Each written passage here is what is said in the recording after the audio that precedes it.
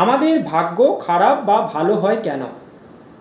অনেক ব্যক্তিকে দেখবেন যারা কোনো কিছু না করে তাদের ভাগ্য সুপ্রসন্ন হয়ে যাচ্ছে। এটা কেন হয়? প্রথমে বলি ভাগ্য কাকে বলে। কোনো ব্যক্তি যেই কর্ম করছে সেই কর্ম করার দরুন যেইটুকু ফল পাবার কথা তার থেকে যখন বেশি পায় তাকে ভাগ্য বলে। এইবারে এই ভাগ্য আমাদের খারাপ বা ভালো হয় কেন?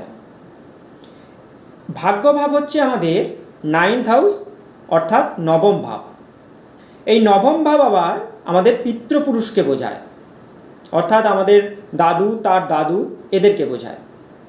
তাই আমাদের যে পিতৃপুরুষ তাদের কর্মজীবনে যদি ভালো কর্ম করেন, ভালো কর্ম করেছেন, সৎকর্ম করেছেন, সেই সৎকর্ম করার দরুন আমাদের ভাগ্যটা সুপ্রসন্ন হয়, অর্থাৎ আমাদের নবম ভাব ভালো হয়।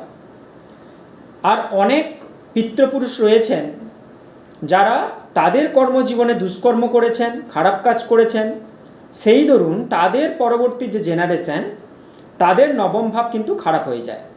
অর্থাৎ তাদের পিতৃপুরুষদের দুষ্কর্ম করার দরুন এই প্রজন্মে তাদের নবম ভাব কিন্তু খারাপ হয়ে যাচ্ছে।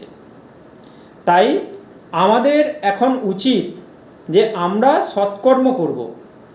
আমরা সৎকর্ম করলে আমাদের পরবর্তী যে জেনারেশন তাদের ভাগ্য কিন্তু ভালো হবে।